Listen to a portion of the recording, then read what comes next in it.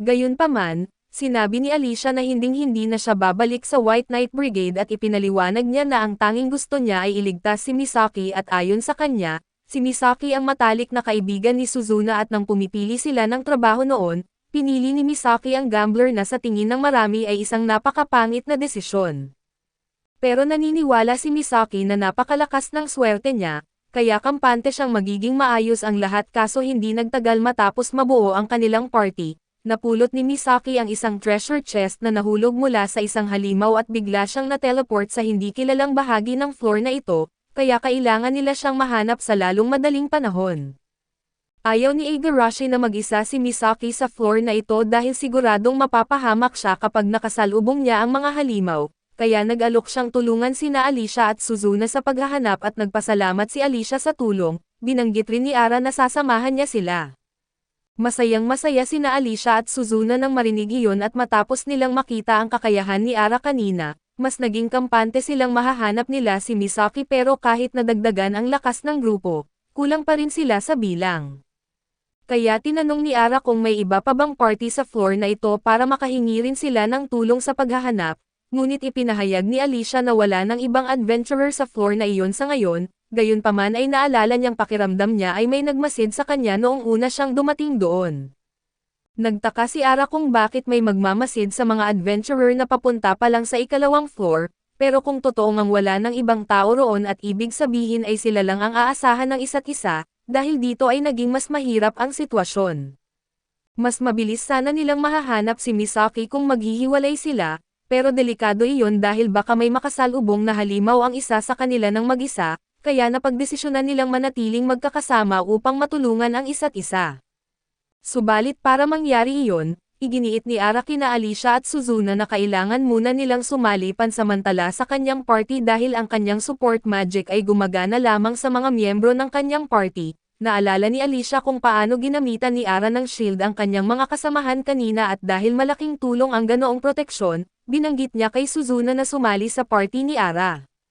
Subalit iginiit ni Alicia na hindi siya sasali sa party nila at dahil mas mataas ang level niya kaysa sa iba, bababa ang experience na makukuha nila sa bawat laban kung magiging miyembro siya ng party, kaya mas mabuti raw na samahan na lang niya sila bilang isang solo seeker.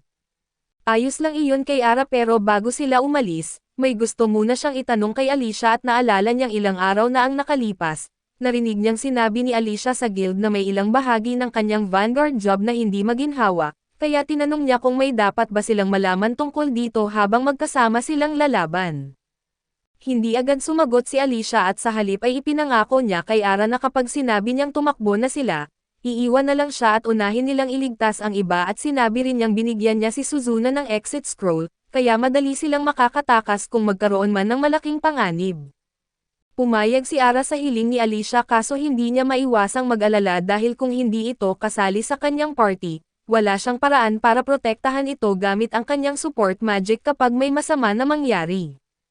Nagpatuloy ang grupo sa paglalakad sa floor at maya-maya, narinig nila ang sigaw ng isang babae at agad itong nakilala ni Alicia bilang boses ni Misaki at nang marating nila ang pinanggagalingan ng sigaw, nakita nilang nakatali si Misaki sa isang malaking bato habang napapalibutan ng mga higanteng orc.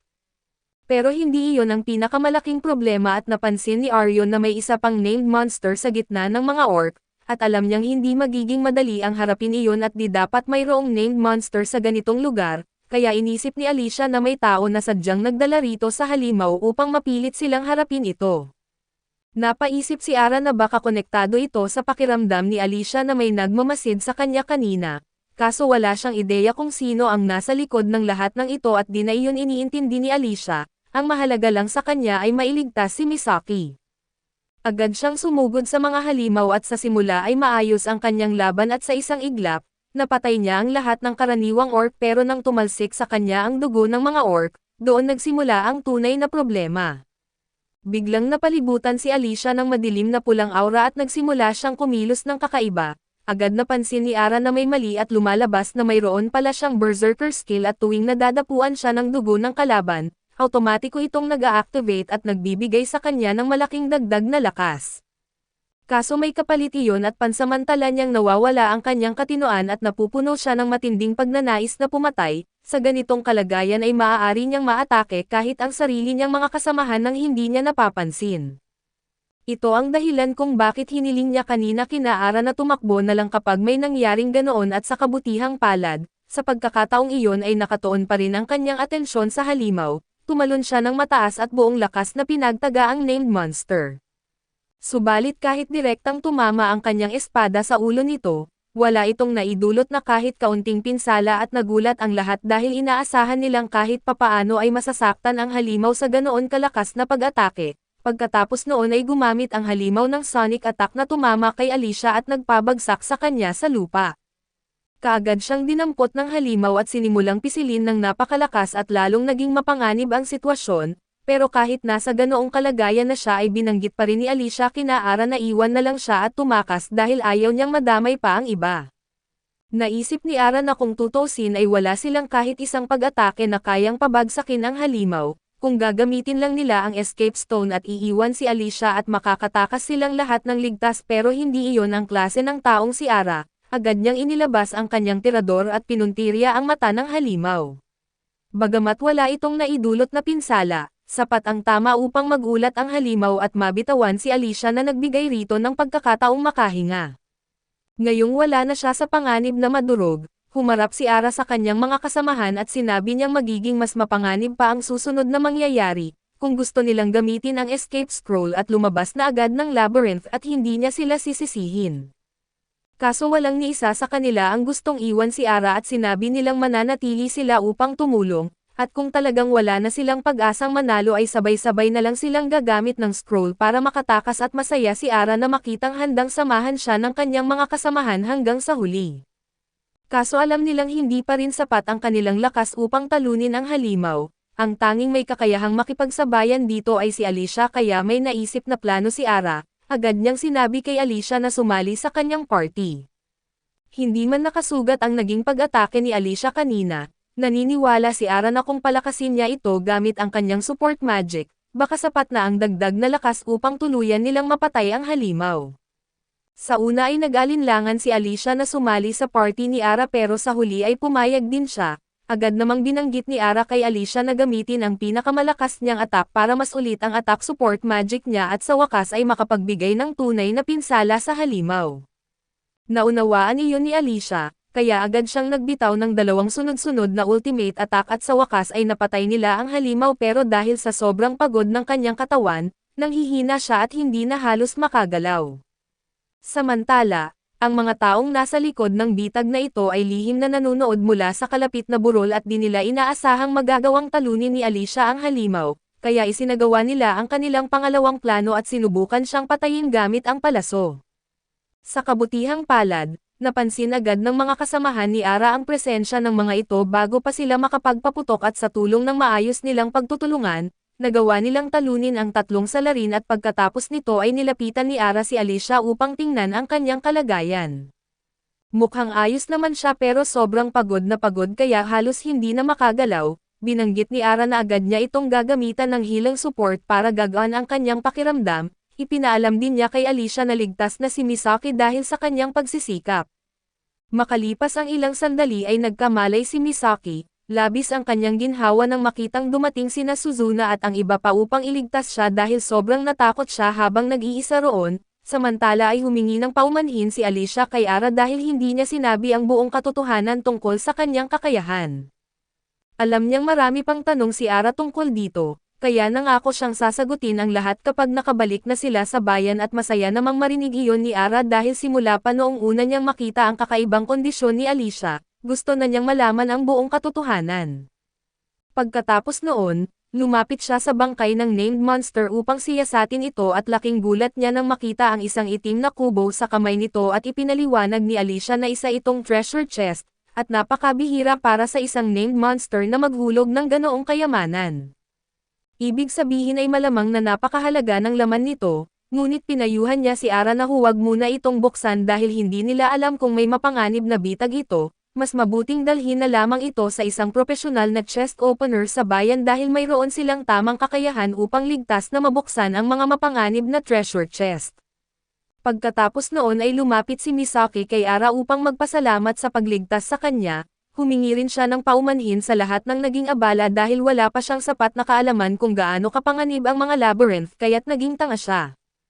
Subalit nangako siyang hindi na niya uulitin ang ganoong pagkakamali at pagkatapos niyang humingi ng tawad, ipinaliwanag ni Misaki na sobrang nagugutom na siya matapos ang lahat ng nangyari, kaya pabirong hiniling niya kay Ara na bigyan siya ng pagkain. Nagulat ng kaunti si Ara sa binanggit nito pero pumayag na rin siya at total, malaki rin naman ang kikitain niya dahil sa pagtulong sa pagpatay sa named monster kaya hindi na masamang malibre ang buong grupo at makalipas ang ilang sandali, bumalik sila sa bayan at nagtungo sa guild upang iulat ang lahat ng nangyari sa loob ng labyrinth. Kaso muntik nang mawalan ng malay si Luisa nang mabasa niya ang log ni Ara at malaman niyang napatay nito ang isang juggernaut, agad niyang pinapasok si Ara sa isang pribadong silid dahil siguradong maraming tao ang magkakagulo kapag nalaman ang nagawa nito. Sa loob ng pribadong silid, ipinaliwanag ni Luisa na may iba't ibang rarity ang mga named monster, at ang juggernaut na napatay ni Ara ay isa sa pinakamalalakas at kamakailan lamang. May grupo ng mga party na may kabuoang 24 na miyembro ang nagtulungan upang patayin ang juggernaut. Ngunit nabigo silang lahat at ang tanging nakaligtas ay ang mga miyembro ng party ni Bergen, at iyon ay dahil agad nilang iniwan ang iba upang mailigtas ang kanilang sarili at sila rin pala ang mga taong gumamit kay Misaki bilang bitag upang maakit si Alicia sa juggernaut. Ang plano nila ay paihinain muna ni Alicia ang halimaw bago sila dumating upang sila ang magmukhang nakapatay rito at sila ang tumanggap ng papuri. Ipinaalam ni Luisa kay Ara na ang guild na ang bahala sa pagpaparusa sa mga iyon, kaya makakasiguro siyang pananagutin sila sa kanilang mga krimen. Napaisip naman si Ara na wala pala siyang gaanong alam tungkol sa sistema ng batas sa mundong ito, kaya tinanong niya si Luisa kung may hari ba ang bansang ito at sumagot si Luisa na wala at matagal nang ipinatapon ang pamilyang nagtatag ng mga district. Kaya sa kasalukuyan, ang simbahan at ang guild ang may pinakamataas na kapangyarihan at pagkatapos ay tinanong ni Ara kung ang dahilan ba kung bakit pumapasok ang mga tao sa labyrinth ay dahil iyon ang kagustuhan ng bansa, sinabi ni Luisa na tama iyon. Isa itong uri ng paligsahan ng iba't ibang bansa upang makita kung sino ang unang makakatapos sa labyrinth, dahil mayroon itong maraming pasukan na matatagpuan sa iba't ibang panig ng mundo, gayunpaman ay hindi rin alam ni Luisa kung ano talaga ang nasa pinakadulong layunin nito. Pagkatapos ay tiningnan niya ang contribution points na nakuha ni Ara sa araw na iyon, labis siyang nagulat nang makita na dahil sa napakarami niyang nagawang mabubuting gawain at sa mga malalakas na halimaw na kanyang natalo, umabot sa 1,600 contribution points ang kanyang nakuha. Dahil dito say bigla siyang umakyat sa ikalawang pwesto sa leaderboard, isang napakalaking tagumpay para sa isang adventurer na kamakailan pa lamang nagsimula at ilang sandali pa, pumasok si Misaki at tinanong si Ara kung tapos na ba siya dahil gusto na niyang maghapunan. Habang naroon pa sila, naisip ni Ara na imbitahan na rin si Luisa dahil ililibre rin naman niya ang buong party. Masaya namang tinanggap ni Luisa ang paanyaya at kinagabihan ay sabay-sabay silang nagtungo sa isang restaurant, pagkaupo nilang lahat at may hain ang pagkain ay sinabi ni Ara na may mahalaga siyang ipapahayag.